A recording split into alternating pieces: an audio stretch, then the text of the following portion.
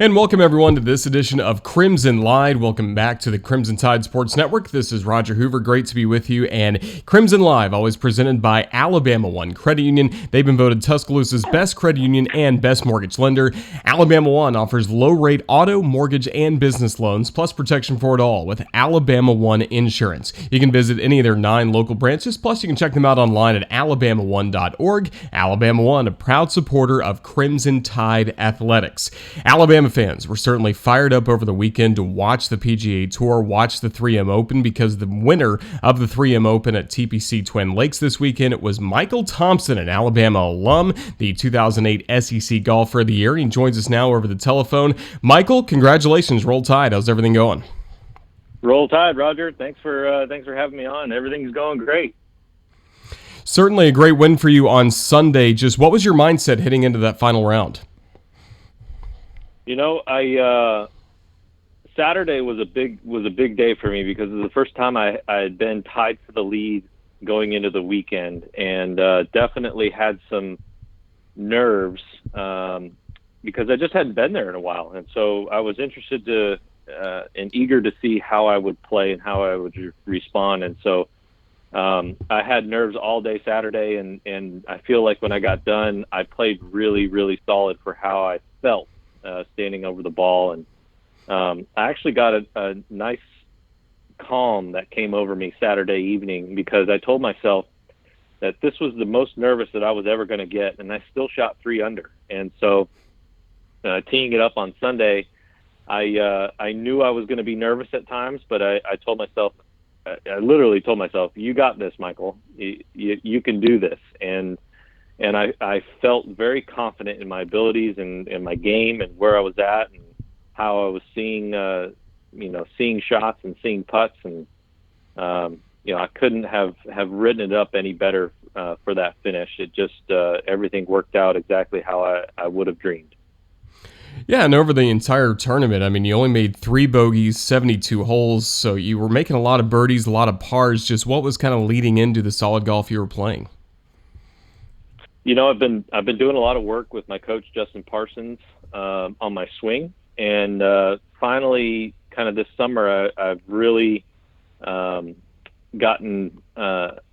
belief around how I like to swing the club and what type of shots I'd like to hit, and having that belief and confidence, self-confidence in my abilities and how I play the game, it allowed me to go out and play golf the way I want to go play and not overpower a golf course, just kind of plot my way around and give myself as many birdie chances as possible and let my putter, which has always been my strength, let that do the talking for me. So I had a lot of confidence going into the week, and I didn't know what to expect, but I knew I could play good golf, and just one of those weeks where I came out on top. You said putting is your strength, but I think also bunker play is really a strength for you, and no bigger bunker shot than what you had on 16. Nick Faldo described it as the shot of the year. You were 37 yards away. Can you just kind of walk us through that shot on 16? Yeah, after I hit the tee shot, I was my mind kind of begging for it to sit because I knew if I got in that bunker, it was going to be a difficult bunker shot. And when I got up there, actually, I looked at all the options and trying to figure out what club to hit. I chose to use a 56-degree sand wedge, and I knew that if I caught it a little thin, it would go over the green, and that was no good. And so the miss, if anything, was to leave it short.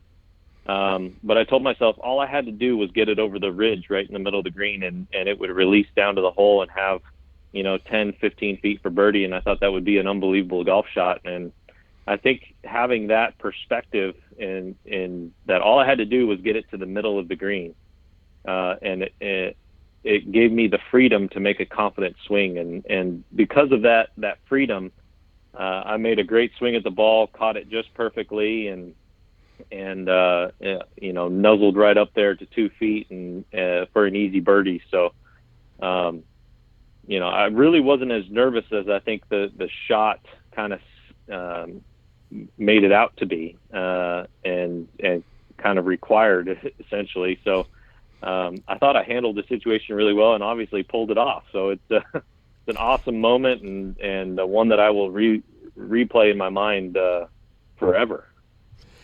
Just like you will your final putt, you could have had a 2-putt to win the tournament, but you sink it in that final putt. And it is a bit strange right now with the COVID-19 pandemic, no fans around, anything like that. But just what were your emotions when you sunk that final putt knowing you'd won your second PGA Tour event?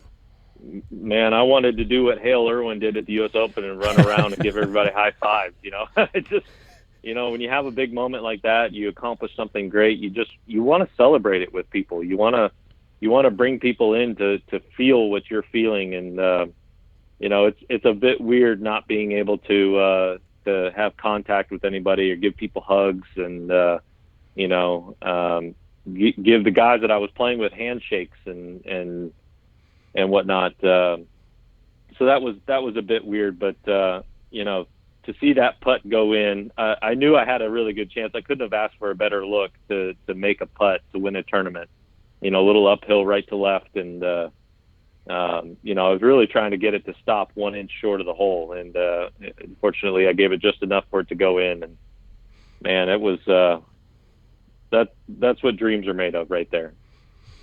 No doubt, and every golfer is just as good as his caddy. What can you tell us about Damian Lopez? He's been grinding for years to have a moment like this. Yeah, D-Lo is how he's referred to out here on tour. He's just an easy going kind of, he's from West Texas, but he's got that Southern Cal kind of cool vibe. And, he's got a 64 Volkswagen bus that he loves just cruising around. I couldn't have asked for a better guy on the bag. He brings me calm when I'm nervous. He's funny. He loves to tell jokes.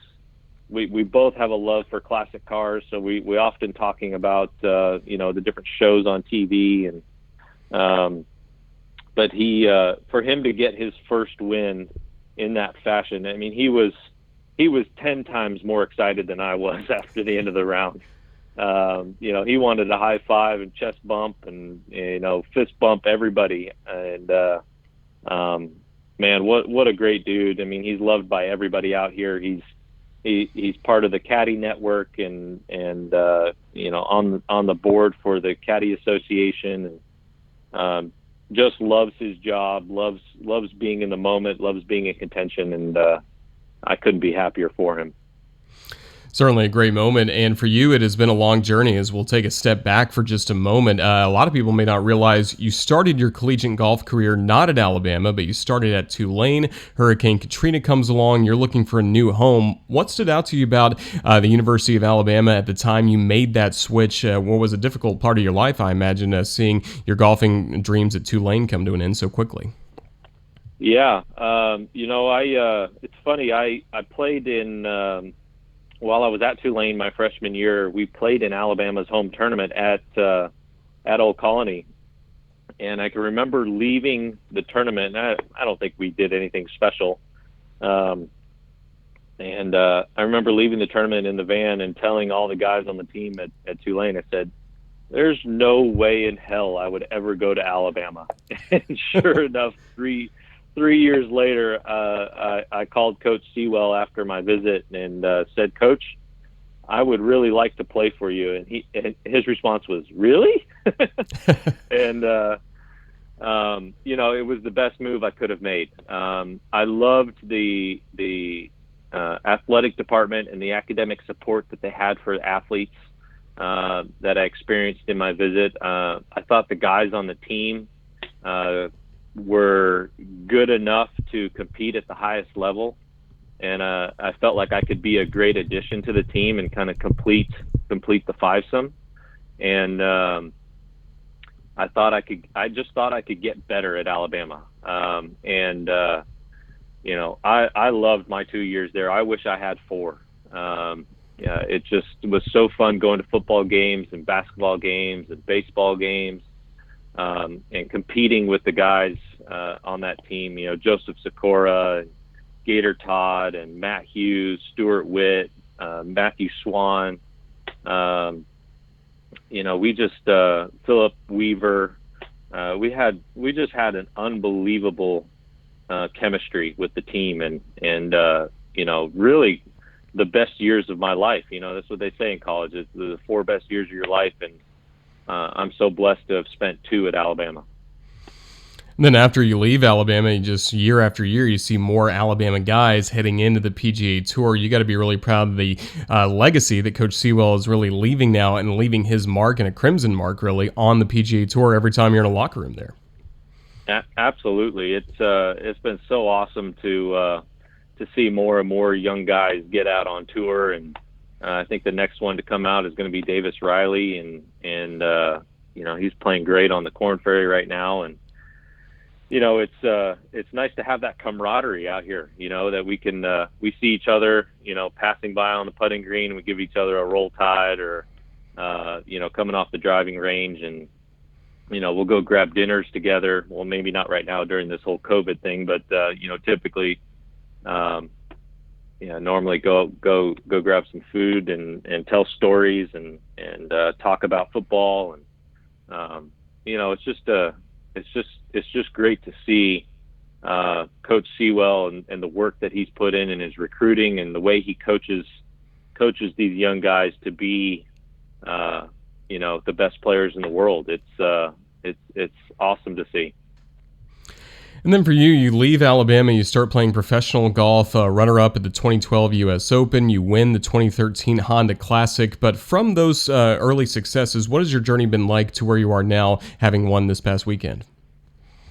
After I won the Honda, I wasn't playing the golf that I knew that I could, and I felt like I needed to make a change in my swing, and in order to be more consistent. And so I went down a path for 5 years trying to, shallow out the shaft and get deeper in the backswing, and having a flat left wrist at the top, and using more body rotation through the ball. And for some reason, I just couldn't get it. I just couldn't figure it out. I went to see some great coaches, and Todd Anderson and Kyle Morris, and and I learned a lot. I don't regret going down that path, because it helped me to rediscover who I am as a golfer, and how I swing the club. And the work that I've put in the last year with Justin Parsons has been pivotal in allowing me to go play my game, and to play golf the way I was born and born to play. And that I was able to showcase that last week, and show people how I play golf. And it's not necessarily exciting at times, maybe except for the bunker play, but it gets the job done. And that at the end of the day, it's all about adding up the score and seeing where you finish in the field. So I don't need to make it any more difficult than that. And if I continue along this path, I think there's some great things ahead. Well, and you were playing great golf in March when everything shut down due to COVID-19, including at the Players, where you were off to a pretty good start. But March turned out to be a pretty eventful month for you, even without golf. What can you tell us about the adoption process you had for your baby girl, Laurel Marie, and then just the big role your family has played throughout your career?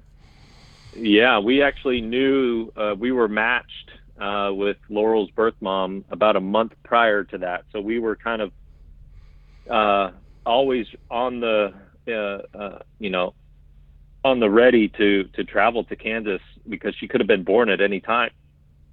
And the stoppage of play happened perfectly, because that week after the Players, we were going to travel to Kansas anyway. She was going to be born that week, and I was going to skip the Tampa tournament, the Valspar championship, and so we had plans to travel, and it just so happened that with the shutdown and everything, I got to spend more time with her than I expected. And those first 3 months of a person's life, a child's life, is so precious and so memorable, because they change so fast and they grow up so fast. And I got to see her smile for the first time, and a little bit of laughter towards the end of that 3 months. And it's something that I will cherish forever, and I'm glad I got to experience it. It definitely has given me more perspective on what's important in life, and more to play for every day. Well, that's great to hear, and we hope that your wife Rachel, son Jace, and of course Laurel are doing very well. I know they wish they could have been there with you this past weekend, but have they been able to make it home back to Sea Island? They doing okay? Well, actually, they weren't with me in Minnesota, so I FaceTimed with them after I walked off the green and signed my scorecard, and my wife was crying, and my Laurel was crying, but for other reasons, and my son Jace was bouncing off the wall and excited that he got to see me on TV, and they're actually coming out here to Memphis tomorrow, so I'll get to see them this weekend before I. During this tournament, and then I'll head off to the PGA Championship on my own. So, we're going to celebrate a little bit this week and have fun, but at the same time, I'm excited to play this week and have a chance, potentially give myself a chance to win a WGC, because I love this golf course, and it's a lot of good happening right now, a lot of excitement, and I can't wait for what's to come. That's certainly good to hear. And to kind of put it in perspective, what does this win of the 3M Open really mean for you in your career, and what the next few years look like? Oh man, it's life changing. I told somebody Sunday morning before I went out to play, I said, time to change my life, because I knew how big the day was. If I were to come out on top, I knew how big it was. I'm here in Memphis for the WGC now. I'm in the PGA next week. The 3M Open was a qualifier for the U.S. Open. So I get to go to Winged Foot in September, end of September, and have another chance to win a U.S. Open. And I'm in the FedEx Cup. I have a great opportunity to make East Lake in Atlanta for the Tour Championship. I'm in the Tournament of Champions in Maui, and last but not least, I get to play in the Masters next year. I mean, you couldn't ask for a bigger change in schedule than that. I get to pick and choose what I want to play, and to get into those events. It feels like that's where I belong and where I need to be playing every year. So I'm thrilled I get that opportunity, and gives me more motivation to want to go out and win again. Well, we're certainly thrilled for you, and this is the Crimson Tide Sports Network. I can't let you go without asking your thoughts on the Crimson Tide football team. Of course, we're hoping that we can have as close to a normal season as possible. You guys are able to play golf right now on the PGA Tour, but just how are you feeling about the Crimson Tide football team rolling into this year? Man, I always feel good about the Crimson Tide every year. I'm excited to see what happens. I hope we get as full of a schedule as we possibly can with football, because I think our country needs football back this fall. And I just love Alabama so much. I wish I could go to more games than I do.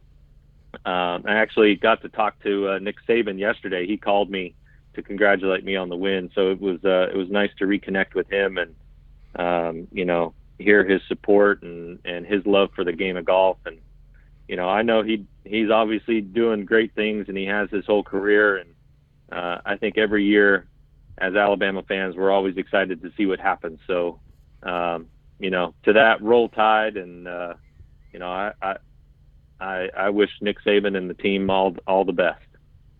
Well, they wish you all the best moving forward. Best of luck this upcoming week in Memphis. And as you mentioned, you got some great events coming up. But just, Michael, congratulations on the victory. Thank you so much for joining us on the Crimson Tide Sports Network. It's my pleasure. Roll Tide, everybody. Roll Tide. That was Michael Thompson. Thanks for watching this edition of Crimson Live, presented by Alabama One. So long, everyone.